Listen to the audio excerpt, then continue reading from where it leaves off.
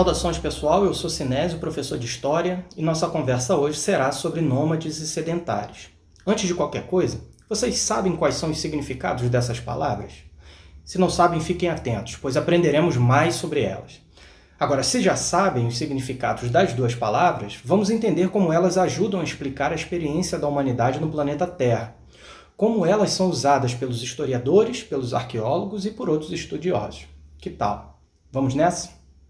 Bom, a palavra nômade serve para nos referirmos aos povos que, por tradição, vivem sem residência fixa. Isso significa grupos de pessoas que se habituaram a viver mudando constantemente de lugar.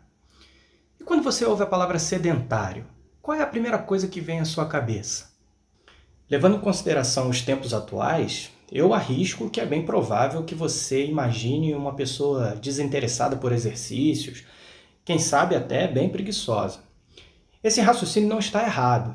De fato, os médicos têm alertado sobre os perigos do sedentarismo, ou seja, da falta de movimentação do corpo, de atividades aeróbicas. Um pouco de exercício não faz mal a ninguém, hein, gente? Vamos espantar a preguiça. Agora, em história, em arqueologia, em antropologia, entre outras áreas científicas, sedentarismo tem um outro significado que importa sabermos.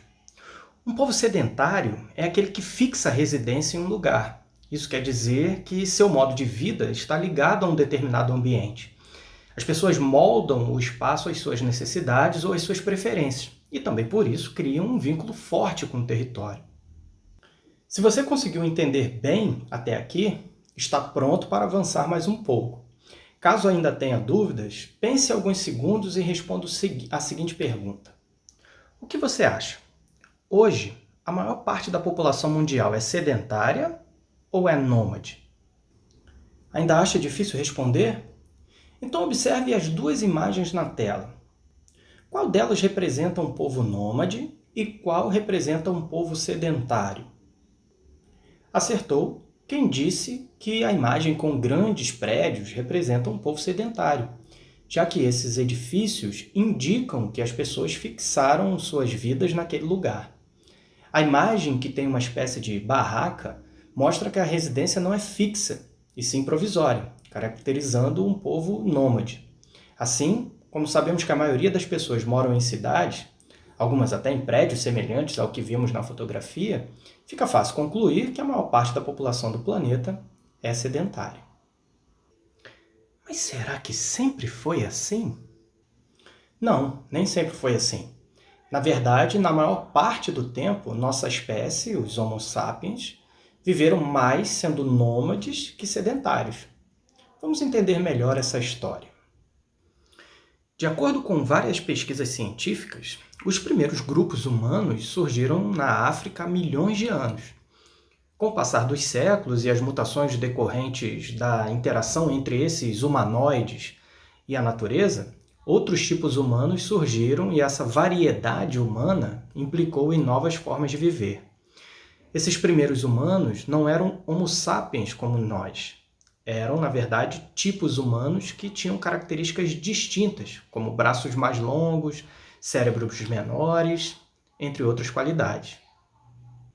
Você talvez já tenha ouvido falar do Australopithecus, considerado um ancestral comum de todos os humanoides. É legal mencionar o Australopithecus porque ele, digamos, batiza um personagem da Turma da Mônica que é provável que você conheça. Refiro-me ao amigo do dinossauro Horácio, o Piteco, que faz um tipo de homem das cavernas. Já que entramos rapidinho nesse assunto dos quadrinhos, vale ressaltar que não há qualquer evidência que um humano tenha contato, ou teve contato, com qualquer espécie de dinossauro. Esse encontro é válido apenas para a ficção dos quadrinhos e dos filmes.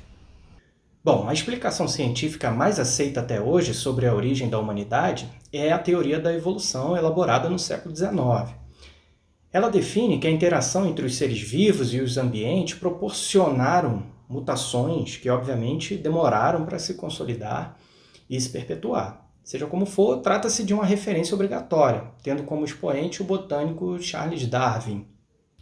Há outras maneiras de explicar a origem das pessoas sem o apoio da ciência. Nesse caso, é comum classificar essas narrativas como criacionistas. Geralmente, grupos étnicos cuja influência religiosa é bastante significativa adotam mitologias próprias para explicar o surgimento da humanidade. Como exemplo, podemos mencionar povos originários do Brasil e de outras regiões do planeta. Isso não significa que esses grupos sejam ignorantes ou que ignorem completamente as explicações científicas. Apenas estão vinculados a determinadas tradições e muitas vezes a mitologia é um fator de destaque na identificação do grupo. Manter viva a mitologia é então quase que perpetuar a existência do coletivo. Mas voltando ao tema central da aula, é importante sabermos que os primeiros tipos humanos eram nômades. Essa afirmação sinaliza que esses humanoides viviam da coleta de alimentos e da caça. Eram, portanto, caçadores e coletores. Esse perfil caçador e coletor durou muito tempo, abarcando todo o período conhecido como Paleolítico, ou como costuma ser rotulado, a Era da Pedra Lascada. Costumamos fazer essa associação porque muitas ferramentas que datam desse período e que são encontradas em escavações possuem formas semelhantes. Observe a imagem e repare no formato da pedra para entender melhor o desenho característico das ferramentas paleolíticas. Outra marca humana do período paleolítico é o controle do fogo. O fogo é uma tecnologia que a humanidade aprendeu a dominar e com ela foi possível aprimorar a caça de animais, iluminar ambientes hostis, aquecer e cozinhar alimentos, espantar inimigos, gerar proteção contra o frio, entre outras funcionalidades. Detalhes importantes. Uma imagem comum quando falamos da evolução humana é essa que você vai ver agora na tela. Há variações, mas o sentido é o mesmo. Qual é o problema dessa imagem? Supor que cada tipo humano sucedeu o anterior, fazendo com que veio antes desaparecer.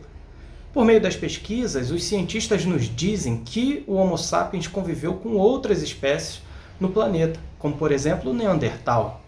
Considere que o Homo sapiens não foi sequer a espécie que mais tempo viveu na face da Terra entre todos os tipos humanos. Para além disso, é bom que se diga que o controle do fogo não foi uma ação revolucionária dos Homo sapiens. Acredita-se que os neandertais já conseguiam manobrar o fogo com certa destreza. A verdadeira revolução que a espécie sapiens consolidou na história foi a capacidade de projetar uma imaginação figurativa e com ela gerar colaboração em larga escala. Pense o seguinte, muitos animais criam redes de apoio, porém somente nossa espécie, os sapiens, são capazes de gerar redes de interação envolvendo até milhões de indivíduos. Além dessa marca, foram os sapiens que conceberam o cultivo de alimentos e a domesticação de animais para fins de consumo em grandes proporções. Sendo assim, foi a nossa espécie que induziu o abandono progressivo do nomadismo para a adoção do sedentarismo. Fez isso apresentando a agricultura e a pecuária como atividades capazes de sustentar esse novo meio de vida. O cultivo de alimentos foi, pouco a pouco, tornando a humanidade mais sedentária que nômade, ou seja, fez com que os humanos preferissem viver fixos em um terreno do que vagando por vários lugares. Obviamente, o cultivo de alimentos e a domesticação de animais estimulou as pessoas a observarem os ciclos naturais e aprenderem as melhores épocas de plantio e de colheita. Também ajudou na manipulação da qualidade dos animais e dos vegetais. Sem dúvida alguma, a agricultura foi decisiva na construção de cidades. Sem a revolução agrícola, provavelmente a humanidade ainda viveria como nômade. A revolução agrícola veio acompanhada do aparecimento da escrita. Ler e escrever são ações que mudaram muito ao longo do tempo. Seja como for, a invenção da escrita foi uma revolução decisiva na história, pois possibilitou aos humanos registrar os estoques vindos da agricultura, realizar cálculos, fixar regras, entre outras possibilidades. Associada à escrita, pense, por exemplo, no papel do dinheiro e o quanto ele exige de abstração, ou seja, da capacidade humana de imaginação. Materialmente, dinheiro é só papel colorido. Isso para os tempos recentes, pois conchas já foram usadas como dinheiro. Seja como for, o papel usado para dar forma a uma nota de R$ 50 vale menos que os R$ 50 que ela representa. Isso significa que o valor de face da cédula é diferente do valor da matéria-prima usada para fabricá-la. Então, por que mesmo assim todos continuam aceitando dinheiro? Simples. Dinheiro serve para expressar valores que estão em nossa cabeça.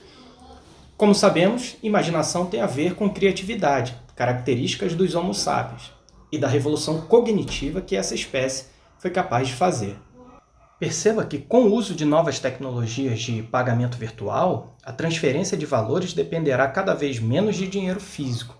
Assim, será necessário reforçar a confiança mútua na nossa imaginação coletiva, isto é, na nossa inteligência, além de necessariamente aperfeiçoar os mecanismos de controle contra fraudes.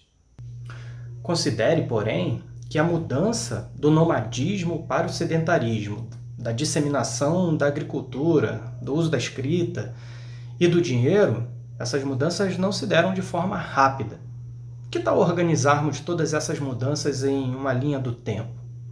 Como vimos, o nomadismo foi predominante no período paleolítico.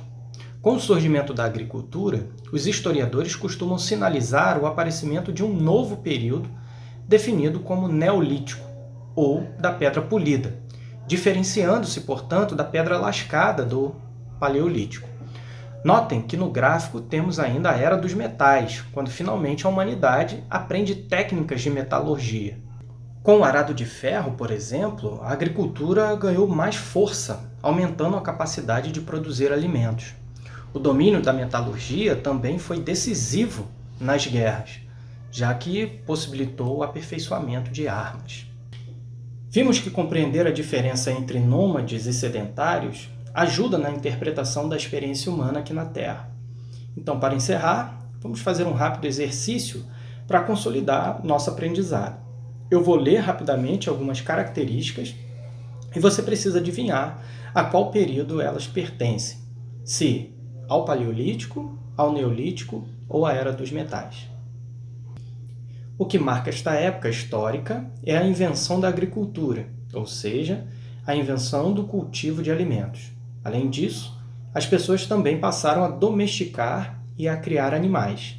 Desse modo, parte da população se tornou sedentária e pôde se fixar e viver durante muitos anos em um mesmo território, já que aprendeu a produzir seus alimentos e a construir moradias mais resistentes.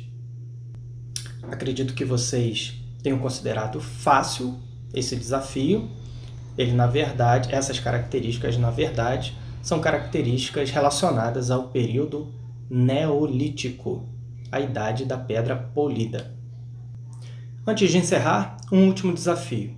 Se você é daqueles que gosta de escrever, e de escrever ficção, sobretudo, pense no seguinte: imagine um mundo em que o Homo sapiens não fosse o único tipo humano a dividir o planeta.